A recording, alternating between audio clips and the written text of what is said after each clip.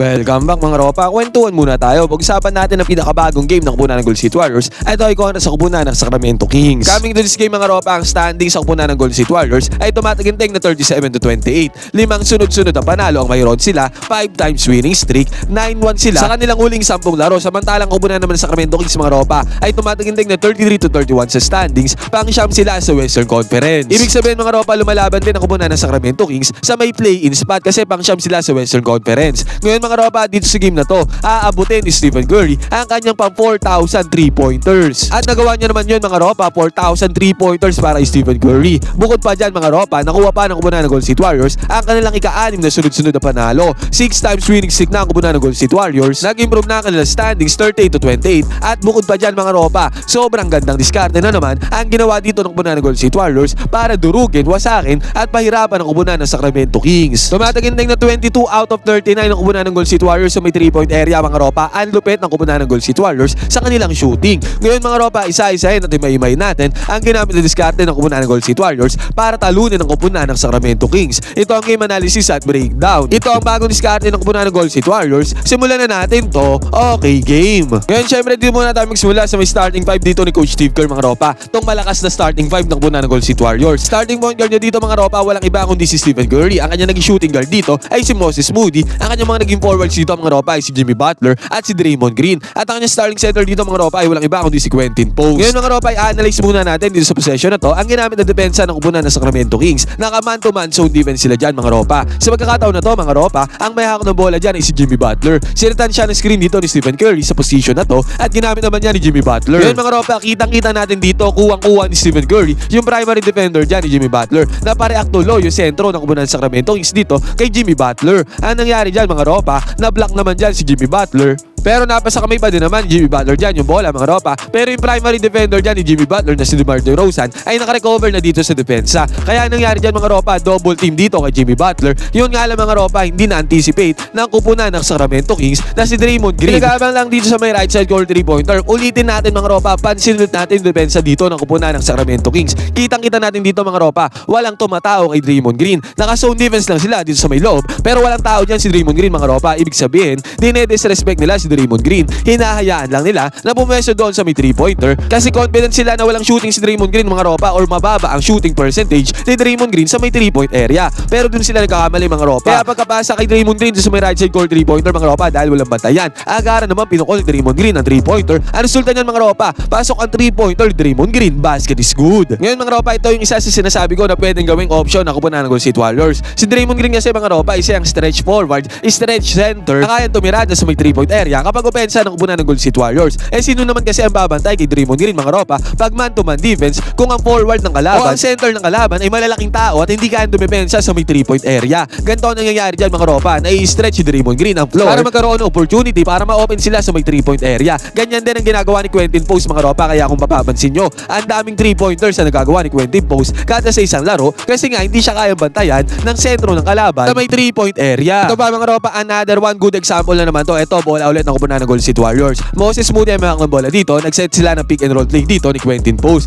Ngayon mga ropa, pansinin naman natin. Ngayon may tumatao na kay Draymond Green, may naka-zone defense na dyan kay Draymond Green doon sa may 3-point area. Si Jonas Valanciunas yun mga ropa, sentro ng kupunan ng Sacramento Kings. Ngayon pagkabigay ng bola ni Moses Moody papunta kay Quentin Post doon sa may lalim, kitang-kita natin mga ropa, nag-react agad si Jonas Valanciunas kay Quentin Post kasi si Quentin Post ay kayang-kayang umiscore doon sa may lalim. Dahil mismatch mga ropa, walang presensya ng isang sentro kasi nga binabantayan niya si Draymond Green dito sa may right side corner 3-pointer. Napilitan ngayon si Jonas Valanciunas na mag-close out dyan kay Quentin Post. Ang nangyari naman dyan mga ropa, hindi naman nakagalaw dyan si Quentin Post, kaya nangyari, pinasa niya yung bola dito sa may labas sa may 3-point area. Ngayon mga ropa, ang naging endgame na naman ng bola dyan ay walang iba kundi si Draymond Green kasi nga nag-react si Jonas Valanciunas si Quentin Post doon sa may ilalim. Ibig sabihin mga ropa, wala na namang bantay si Draymond Green dito sa may right side court 3-pointer. At ang resulta na naman ito mga ropa dahil open yan. Another one, pukol na naman ni Draymond Green ang 3-pointer. Pasok na naman yan mga ropa. Hindi nila pwedeng iwan si Draymond Green sa may 3-point area kasi kasi may shooting talaga yan. Dito nga sa game na to mga ropa, 4 out of 7 si Draymond Green sa may 3-point area, 4 na 3-pointer sa kanya napasok. Yun mga ropa, yan ang advantage pagka mayroon kang stretch big, stretch forward, stretch center na kayang tumirada sa may 3-point area. Kaya kung mapapansin nyo mga ropa, si Quentin Post gamit na ngayon ni Coach Steve Kerr. Kung dati si Jackson Davis ang ginagamit niya, pero dahil may raw shooting si Quentin Post na discover ni Coach Steve Kerr. Si Quentin Post na ang lagi niyang ginagamit na wala na si Jackson Davis sa rotation ng kupunan ng Golden State Warriors. Ito naman mga ropa, bumawi naman dyan ang kupunan ng Sacramento Kings. Nakalusot sa primary defender niya si Malik Monk. Ang nangyari dyan mga ropa, napilitan mag-close out dito si Quentin Post doon sa may ilalim. Tendency outcome niyan mga ropa,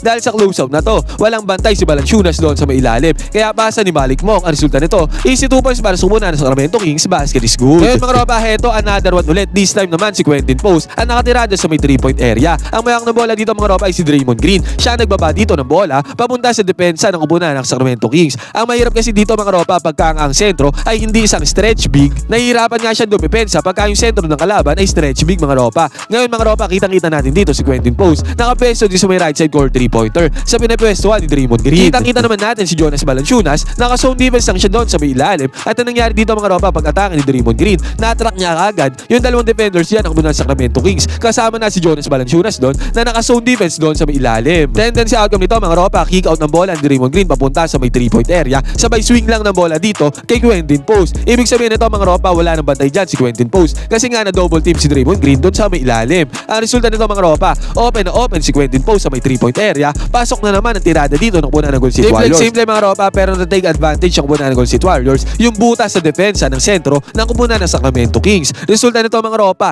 3-pointer na naman para sa kupunan ng Golden State Warriors. Basket is good. Mawi naman dyan ang kupunan ng Sacramento Kings mga ropa. Good defense sa kanilang laro dito. Nagbintes ang tira ng kupunan ng Golden State Warriors. Fast break para sa kupunan ng Sacramento Kings. Nanguna dyan si Zach LaVine mga ropa. Easy 2 points para kay Zach LaVine. Basket is good. Yun nga lang mga ropa, nakabawi dyan ang kupunan ng Golden State Warriors. Dito nga sa unang pasada ng laro mga ropa, lamang na lamang agad ng kupunan ng Golden State Warriors. Dahil sa kanilang 3-point shooting, sa pagkakataon naman na to mga ropa, ang gandang cut ang ginawa ni Stephen Curry. Tinalo niya yung kanyang primary defender. Pasa ni Draymond Green sa kanya doon sa may ilalim. Easy 2 points kagad dyan ang punta ni Stephen Curry. Basket is good. Nag-enjoy ka na at nanalo ka pa, piliin ang link na nasa may comment section. Gamitin ang promo code na Angalis, pumunta sa sports option para makakuha ng 6,000 bonus. At ito mga ropa, sa pagkakataon na to, ang gandang play ang ginawa ng kupunan ng Golden State Warriors. Split action to mga ropa. Ang mayang na ulit ng bola dyan mga ropa ay si Draymond Green. At ang nagseta ng screen dyan mga ropa ay walang iba kundi si Stephen Curry at si Quentin Post. Ang nangyari dito mga ropa, naging decoy si Stephen Curry. Akala ng kupunan ng Sacramento Kings kay Stephen Curry ibibigay yung bola dito sa split action na to. Ang nangyari naman dyan mga ropa,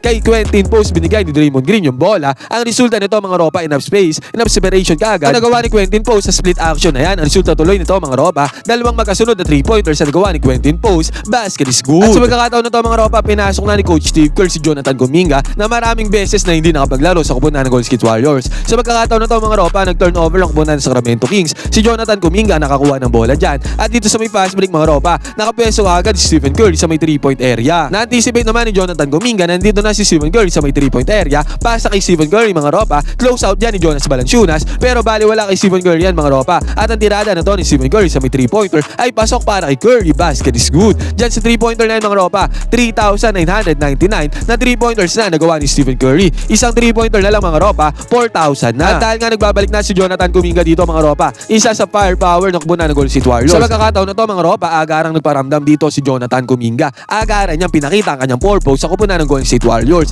Good penetration ang ginawa dito ni Jonathan Kuminga. Iwan ang defender dito, sabay tirada sa may low. Jonathan Kuminga is back para sa kupunan ng Golden State Warriors. Easy 2 points para kay Jonathan Kuminga. Basket is good. Nakabawi naman dyan ang kupunan ng Sacramento Kings mga ropa dito sa may mid-range jumper ni DeRozan. Panis dito ang depensa ni Key Santos. Basket is good para sa kupunan ng Sacramento Kings. At dito sa pagkakataon na to mga ropa, mapapansin natin dito nag-small ball lineup na ang kupunan ng Sacramento. Wala na dyan si Jonas Valanciunas. Kaya maasahan natin dito na magiging maganda ang depensa ng kupunan ng Sacramento. Makakapag-recover sila sa depensa na maayos. Yun nga lang mga ropa, ang gandang ikot ng bola ang ginawa dito ng kupunan ng Golden State Warriors. Sa senaryo na to, nag-end up yung bola sa kamay ni Buddy Hield. Good defense na nga mayroon dito ang kupunan ng Sacramento Kings. Yun nga lang mga ropa, napeke sila ni Buddy Hield dito sa may left side corner 3-pointer. At dahil sa magandang fake na to ni Buddy Hield mga ropa, ang resulta nito nakapag-create siya ng enough space, enough separation sa depensa ng kupunan ng Sacramento Kings. Ang resulta nito mga ropa, 3-pointer para kay Buddy Hield. Basket is good. Dito nga pala sa game na to mga ropa, 22 out of 39 ang kupunan ng Golden State Warriors sa may 3-point area. Sobrang ganda ng 3-point shooting ng kupunan ng Golden State Warriors, kaya hindi na tayo magtataka mga ropa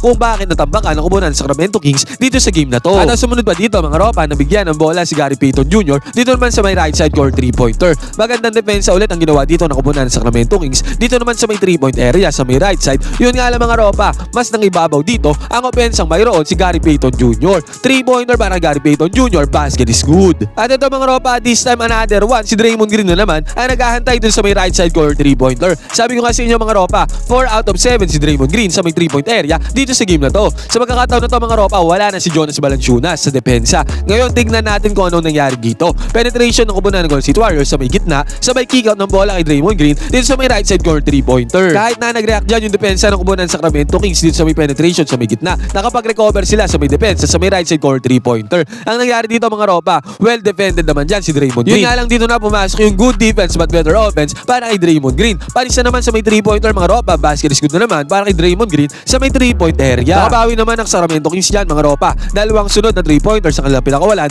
pasok ang 3-pointer dito sa may right side at another one mga ropa, dalawang magkasunod nga. Another one, pasok na naman ang 3-pointer dito sa may right side corner. Pero again mga ropa, ang ganda nga ng shooting ng koponan ng Golden State Warriors dito sa may 3-point area. 22 out of 39 nga mga ropa. Sa pagkakataon na to mga ropa, si Gary Payton na naman dito naman sa right side corner 3-pointer ng koponan ng Golden State Warriors. Ang daming 3-pointers na kailan napukol dito mga ropa sa pwesto na to at another one. Pasok na naman ang 3-pointer ng koponan ng Golden State Warriors dito sa pwesto na to, basket is good. Tumagot naman ang koponan ng Sacramento Kings dyan mga ropa dito sa may left side corner 3-pointer nila. Pasok din ang 3-pointer dyan ang koponan ng Sacramento Kings. Yun nga lang mga ropa, sa bawat tirada ng koponan ng Sacramento, may ganti dyan ang koponan ng Golden State. Sa pagkakataon na to mga ropa, kick out ng bola dito sa may right side corner 3-pointer. Right side na naman mga ropa, dito kay Guy Santos. Pasok na naman ang 3-pointer dito ng koponan ng Golden State Warriors mga ropa, basket is good. At dahil nga nagbabalik na si Jonathan Kuminga sa line na para kay Coach Steve Kerr mga ropa, another one, bumanat na naman si Jonathan Kuminga dito. Sa pagkakataon na to mga ropa, good penetration ang ginawa ni Jonathan Kuminga. Resulta nito, 2-pointer para kay Jonathan Kuminga, easy money para ka sa kanya. Ito mga ropa, sa possession na to ng koponan ng Golden State Warriors, good breakdown sa defense ang ginawa nila. Sa pagkakataon na to mga ropa, si Jimmy Butler ang mayroong ng bola. Kitang-kita natin dito, double team ang ginawang respond dyan ng koponan ng Sacramento Kings sa depensa. Ngayon mga ropa, pinasa ni Jimmy Butler yung bola kay Stephen Curry dito sa may top of the key 3-pointer. At another double team ang sumalubong dyan kay Stephen Curry. Kaya ang nangyari dito mga ropa, may extra pass lang ni Stephen Curry papunta kay Moses Moody dito sa may right wing 3-pointer. At dahil double team nga ang ginawa kay Stephen Curry at Jimmy Butler mga ropa, walang bantay dyan si Moses Moody. Open na open yan mga ropa, walang resistance, walang depensa. Kaya ang daling 3-pointer lang kay Moses Moody mga ropa, ang resulta kagad nito. Pasok na naman ang 3-pointer ng koponan ng Golden State Warriors. 22 3-pointers nga ang ginawa ng koponan ng Golden State Warriors dito sa game na to. At sa pagkakataon na to mga ropa, eto pa another one. Draymond Green na naman, wala nang mabantay dito sa may top of the key 3-pointer. Hindi talaga nire-respeto ng koponan ng Sacramento Kings ang shooting ni Draymond Green. Kaya pinagbayad na naman sila ni Draymond Green dyan mga ropa sa pagkakataon na yan. 4 na 3-pointers na ang naipapasok ni Draymond Green so far this game. At ito na mga ropa, dito na nakuha ni Stephen Curry ang kanyang pang 4,000 3-pointers. Sa pagkakataon na to mga ropa, pumeke si Stephen Curry. At dahil sa peke na yan mga ropa, nagkaroon siya ng enough space, enough separation, pukol ni Stephen Curry ng 3-pointer. Pasok ang 3-pointer ni Stephen Curry mga ropa dahil dyan, siya na ang kauna-unang NBA player na nakakuha ng 4,000 3-pointers sa buong history ng NBA. At eventually mga ropa, hindi na nakaporma dyan ang kupunan ng Sacramento Kings. Tinambakan lang sila ng kupunan ng Golden State Warriors dahil nga 22 out of 39 sa may 3-pointer, tambakol malala ang kupunan ng Sacramento. 130-104 na tapos sa score mga ropa, 26 points na naging kalamangan ng kupunan ng Golden State Warriors. Ngayon mga ropa, 6 times winning streak na ang kupunan ng Golden State Warriors, sunod-sunod ang kanilang panalo. Ano masasabi nyo dito sa game na to mga ropa at sa performance ng kupunan ng Golden State? Pwede kayo mag-comment dyan sa baba ng inyong opinion, magkwentuhan tayo.